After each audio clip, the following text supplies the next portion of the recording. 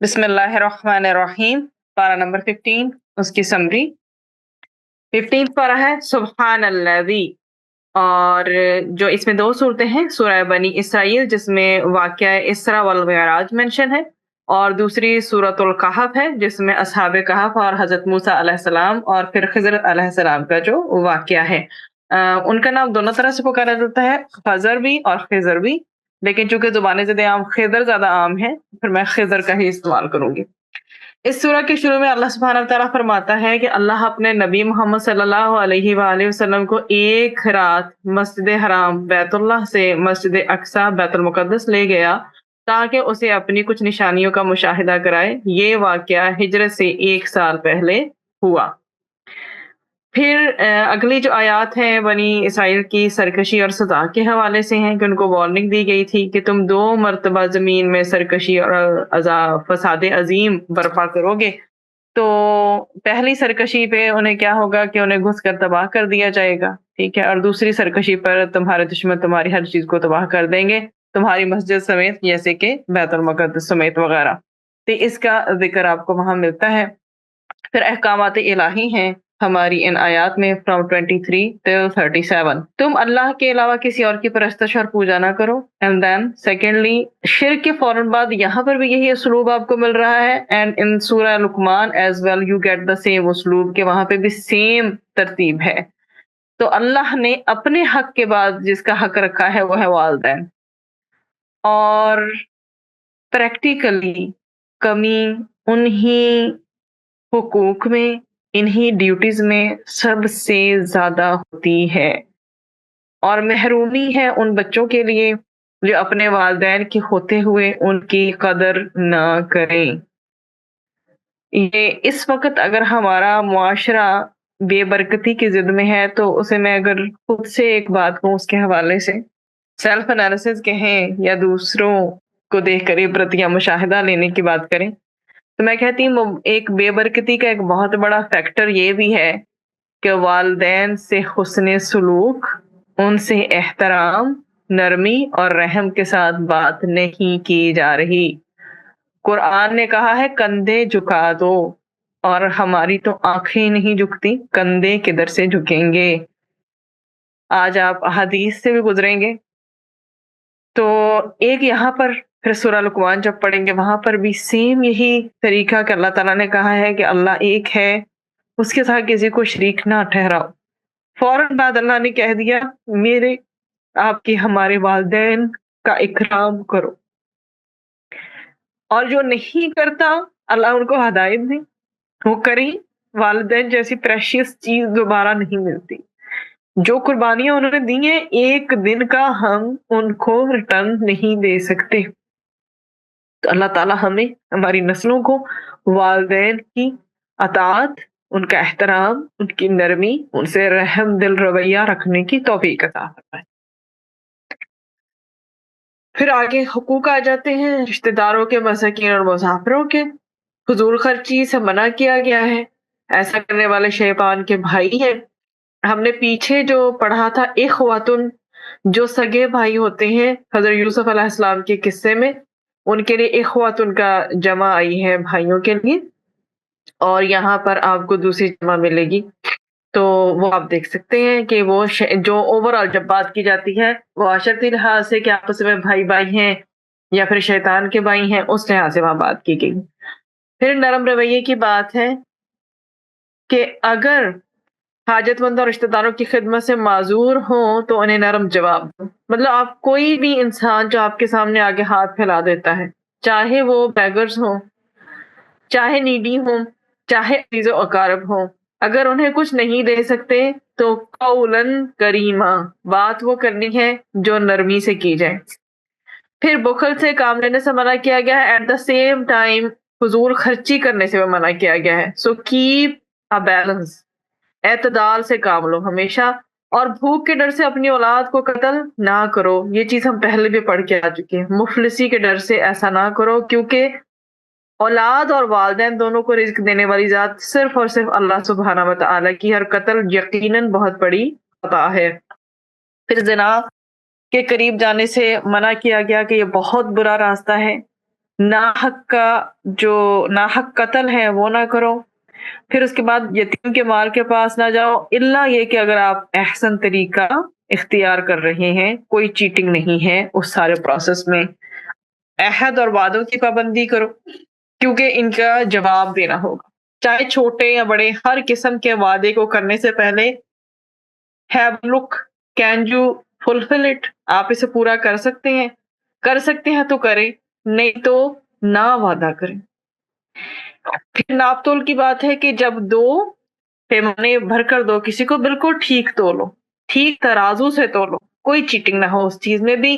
फिर किसी ऐसी चीज के पीछे ना लगो जिसका तुम्हें इल्म ना हो। यकीनन आंखें, कान और दिल सबके बारे में सवाल किया जाएगा।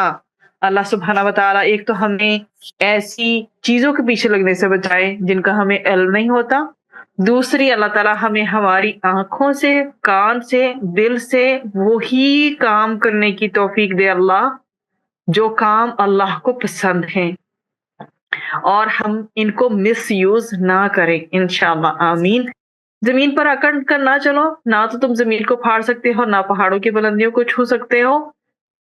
ये पॉइंट इंशाल्लाह सूरह लुकमान में भी आएगा, तब डिटेल से देखेंगे। अल्लाह के कारसोज होने का जिक्र है इसमें। दो भाई आदमियों का जिक्र किया गया, एक गरीब था मगर साहिब ईमान, दूसरा अमीर मगर बेदीन था। तो अमीर आदमी को अल्लाह ने अंगूर के 2 बाग अता किए, जमीन और नहर अता की।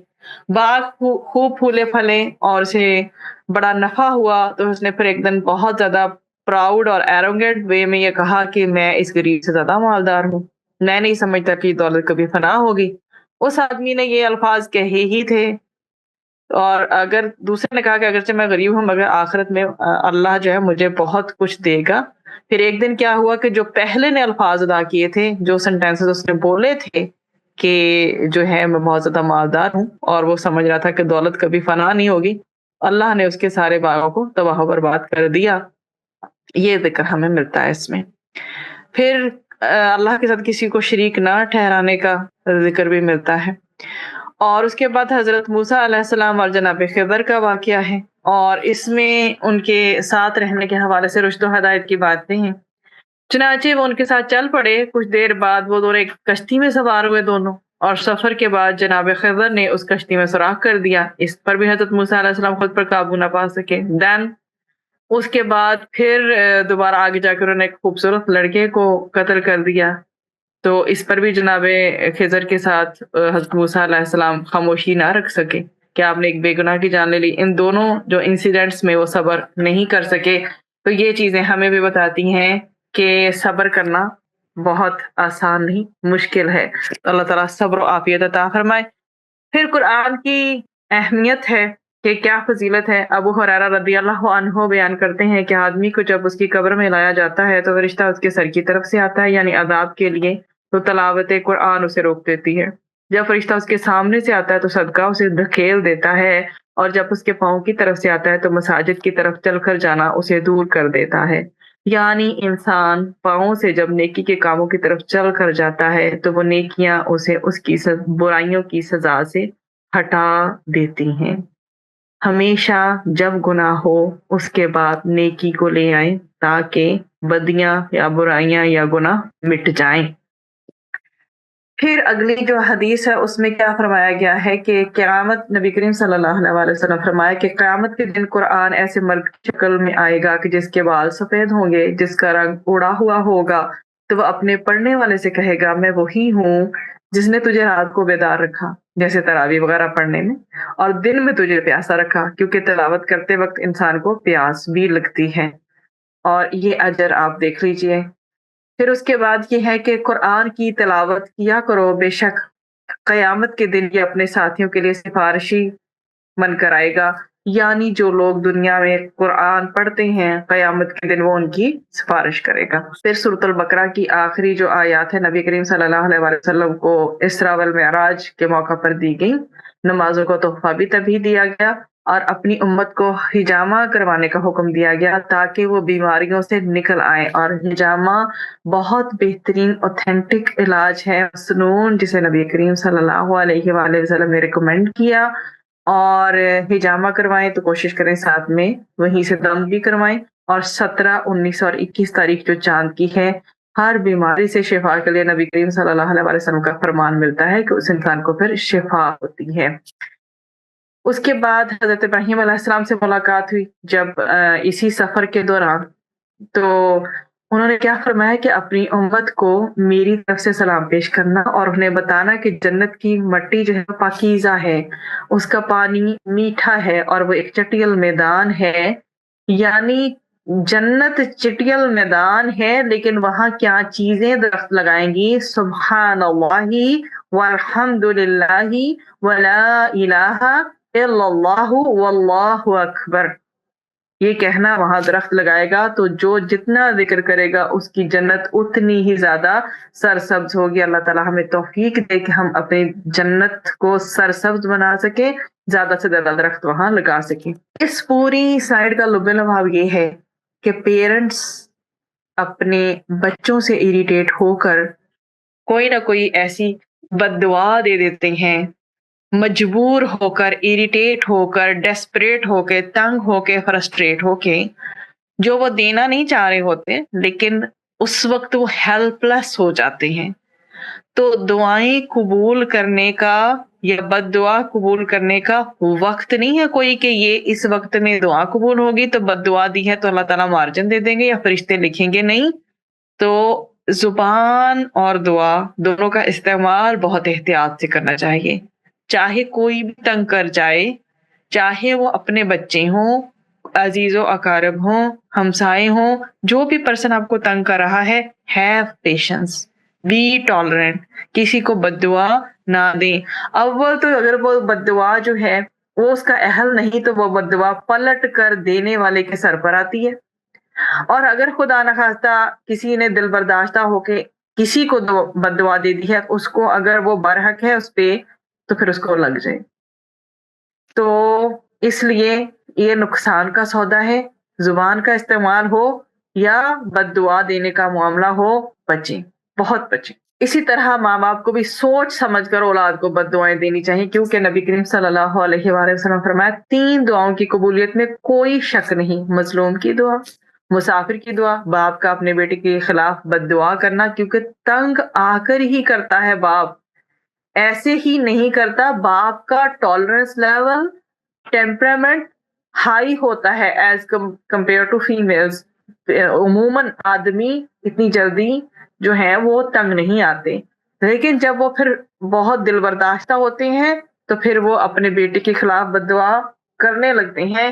اس سے بچانا ضروری ہے، ہمارے شوہر ہوں یا ہمارے باپ ہوں یا ہمارے بھائی ہوں، ایون دو ہمارے آگے بچے ہوں، ان کو ہمیشہ ایجوکیٹ کریں کہ اپنے جس بھی ڈیزگنیشن پہ آپ بینگ اے میل ہیں، بیکم پریکٹسنگ ریلیٹڈ ٹو دعا، ناٹ ٹو بد دعا۔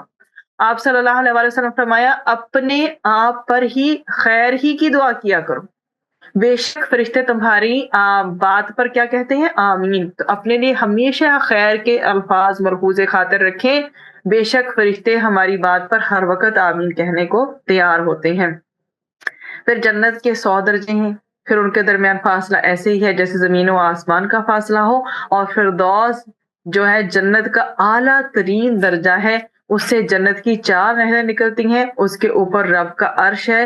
جب بھی تم اللہ سے سوال کرو تو اس سے جنت الفردوس مانگو، اللہم انی اسألک جنت الفردوس، اے اللہ، اللہم اے اللہ، انی بے شک میں، اسألک میں، اے اللہ بے شک میں تجھ سے جنت الفردوس کا سوال کرتی ہوں۔ پھر علم کے حوالے سے ہے کہ جو بھی علم رکھتا ہے اس پر لازم ہے کہ وہ اس مقام تک پہنچے کہ قرآن سنتے ہوئے اس میں خشوع و خضوع اور عاجزی ہو۔ ہر قرآن پڑھنے والے کے اندر یہ عاجزی آنی ضروری ہے کہ وہ پڑھتے پڑھتے پکار اٹھے رب کو اور وہ رو پڑے، یعنی قرآن ہمارے جذبات کی تسکین بھی کرتا ہے۔ کیا روایت کی گئی ہے کہ جسے ایسا علم دیا گیا جو اسے رونے پہ مجبور نہیں کرتا، وہ اس لائق ہے کہ اسے علم ہی نہ دیا جائے، کیونکہ اللہ تعالیٰ نے علماء کی یہ صفت بیان کی ہے کہ علم والے قرآن پڑھ کر سن کے ان کی آنکھیں بھیگ جاتی ہیں، ان کی آنکھوں میں آنسو آ جاتے ہیں، اور نبی کریم صلی اللہ علیہ وآلہ وسلم نے ایک مرتبہ عبداللہ بن مسعود رضی اللہ عنہ سے کہا کہ تم مجھے قرآن پڑھ کر سناؤ، تو انہوں نے سورۃ النساء کی آیات تلاوت فرمائی۔ پھر جب اس آیت پر پہنچے تو وہ کہتے ہیں کہ میں نے اپنا سر اٹھایا تو نبی کریم صلی اللہ علیہ وآلہ وسلم رو رہے تھے، تو انہوں نے سمجھا کہ کچھ اور وجہ ہوئی ہے نا، تو میں نے سر اٹھایا تو دیکھا کہ آپ صلی اللہ علیہ وآلہ وسلم کے آنسو بہ رہے ہیں۔ خود نبی کریم صلی اللہ علیہ وآلہ وسلم بھی قرآن پڑھ کر سن کر رویا کرتے تھے۔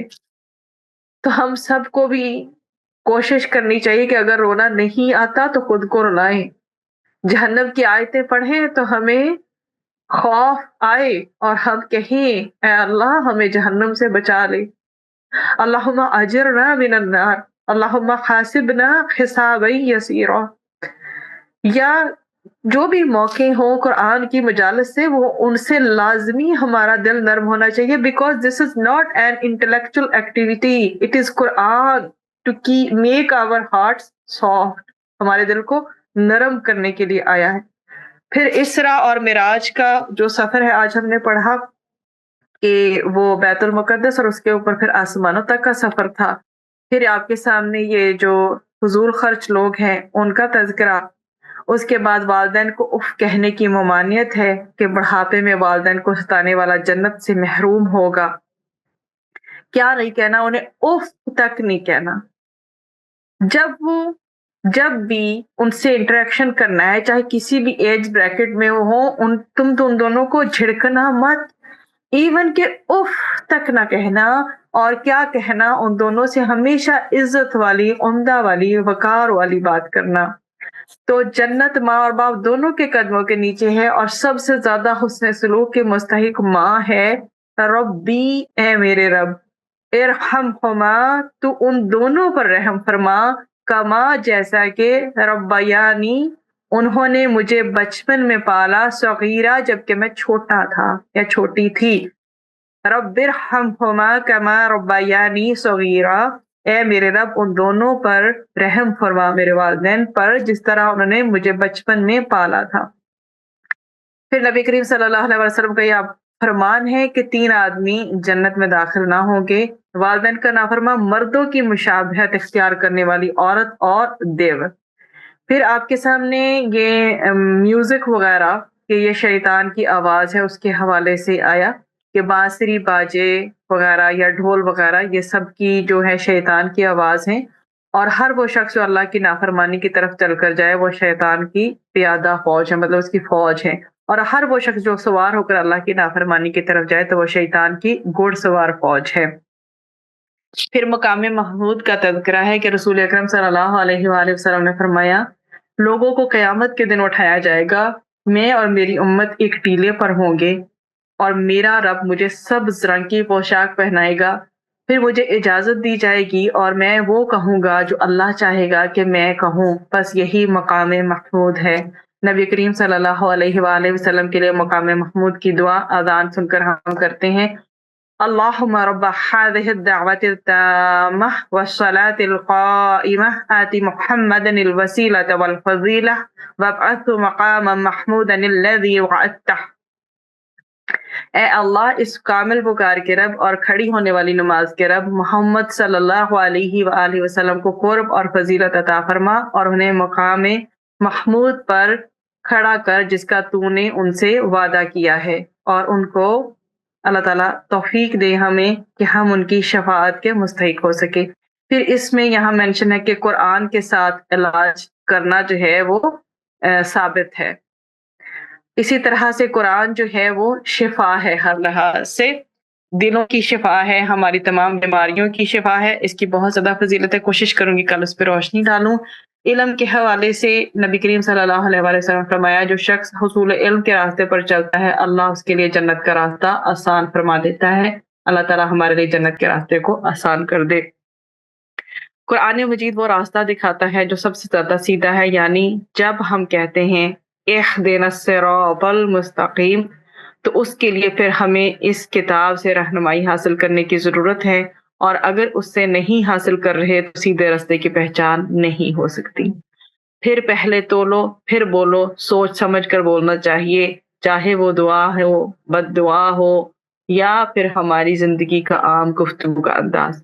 آخرت کے لیے محنت کیے بغیر یہ سمجھنا کہ ہم آخرت کی تیاری کر رہے ہیں تو یہ خود کو دھوکہ دینے کے مترادف ہے۔ علم حاصل کرنے کے لیے سفر کرنا ضروری ہے۔ والدین کے حق میں دعائیں کرنی چاہیے، ان کے احسانات کا بدلہ ویسے تو ہم دے بھی نہیں سکتے، لیکن دعا ایک ایسی چیز ہے، کوئی بھی شخص جو آپ پر احسان کرے، آپ دیکھیں گے کتنے ہی لوگ ایسے ہوتے ہیں جو ہم پر مختلف طرح کے احسانات کر رہے ہوتے ہیں، لیکن ہمیں سمجھ نہیں آتی کہ ان کا بدلہ کیسے دیں۔ ان میں سے ایک ماں باپ بھی ہیں۔ ماں باپ ہم پر سب سے زیادہ عنایات کرتے ہیں، لیکن ہم اتنا ہی ان کو تنگ بھی زیادہ کرتے ہیں۔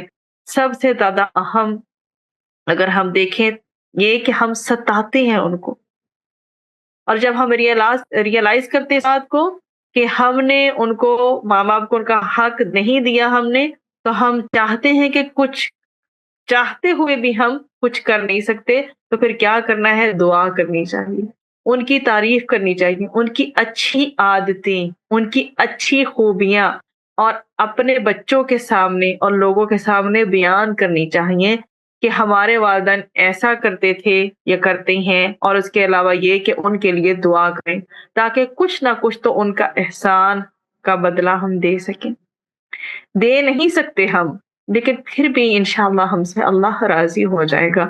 اگر والدین کے حق میں کوئی کمی کوتاہی ہو گئی ہے تو بھی انشاءاللہ معافی مل جائے گی۔ احسان کا بدلہ احسان ہے، اور ہمیں اس پیٹرن کو ہمیشہ خیال رکھنا چاہیے اس کا، ایون دو کوئی ہم پر احسان نہ بھی کرے تب بھی ہمیں احسان کرنا ہے۔ سوچ سمجھ کر وعدہ کرنا چاہیے، وعدے کے معاملے میں بہت احتیاط برتنی چاہیے، کمٹمنٹس نبھانی چاہیے، اگر کرنی ہے تو کسی نیک کام پر ثابت قدمی حاصل ہو جانا اللہ تعالیٰ کی نعمتوں میں سے ہے، اور ہر عالم کے اوپر ایک اور عالم ہے، اس لیے کوئی عالم اپنے آپ کو سب سے بڑا عالم نہ سمجھے۔ حضرت خضر علیہ السلام اور حضرت موسیٰ علیہ السلام کی سٹوری سے ہمیں یہ بات پتہ چلتی ہے، اللہ اپنے بندوں پر والدین سے بھی زیادہ مہربان ہے۔ پھر اگر کوئی بندہ کسی پر کوئی احسان کرتا ہے، نیکی کا کوئی کام کرتا ہے، تو اس کا فائدہ دراصل اس کو خود ہی کو پہنچتا ہے۔ بظاہر وہ دوسرے کے ساتھ اچھا کر رہا ہوتا ہے، لیکن فائدہ خود سمیٹ رہا ہوتا ہے۔ بس اس احسان کو جو کر لیا کسی سے، اسے جتا کر ضائع نہ کریں کبھی بھی کہ میں نے یہ کیا یا وہ کیا۔ جو اچھا کر لیا نیکی کریں اور دریا میں ڈال دیں، کیسے ہمارے سیانے یا بزرگ کہتے ہیں، اس فارمولے کو اپلائی کریں۔ شکر گزاری عمل کے ذریعے ہوتی ہے، یعنی صرف زبان سے کافی نہیں بلکہ کچھ کرنا ضروری ہوتا ہے۔ ہمارے عمل، ہمارے ایکشنز، شکر بالجوارح، شکر بالقلب، شکر باللسان، تین چیزیں ہیں۔ زبان سے، دل سے، ہمارے عمل سے، ہماری باڈی پوسچر سے، کام ایسے ہونے چاہیے پتہ چلے کہ ہم شکر کر رہے ہیں۔ پھر اولاد کا قتل کرنا جو ہے وہ کبیرہ گناہ ہے، ہر ایک مسلم کو اللہ تعالیٰ اس سے بچائے۔ علم حاصل کرنا جو ہے، علم کے لیے سفر کرنا جو ہے وہ نکلنا اس کے لیے، اس پرپس کے لیے جنت کے راستے کو آسان کر دیتا ہے۔ پھر لمبا لمبا سفر مشکل نہیں لگتا، پھر آسان لگتا ہے، ورنہ انسان سفر سے تو تھک ہی جاتا ہے۔ جیسے موسیٰ علیہ السلام نے کہا تھا، لَقَدْ لَقِينَا مِن سَفَرِنَا هَذَا نَصَبًا۔ تو اللہ تعالیٰ ہمارے سارے راستے جو ہیں، جو صراط مستقیم سے کنیکٹ ہوتے ہیں، ان کو ہمارے لیے آسان کر دے۔ اللہ تعالیٰ دنیا و آخرت دونوں میں ہمیں سرخرو کرے، اور ہمیشہ ہمیشہ ہمیں صراط مستقیم پر قائم رکھے، ہمارا خاتمہ ایمان بالخیر کرے، اور ہمیں والدین کا حق ادا کرنے کی توفیق عطا فرمائے، بلکہ ان کے ساتھ احسان کرنے کی توفیق عطا فرمائے۔ ہمیں ہر ایک سٹیج پر، ہر ایک موقع پر ان کے ساتھ اف نہ کہنے کی اللہ توفیق دے، انشاءاللہ آمین۔ سبحانک اللہم و بحمدک، نشہد ان لا الہ الا انت، نستغفرک و نتوب الیک۔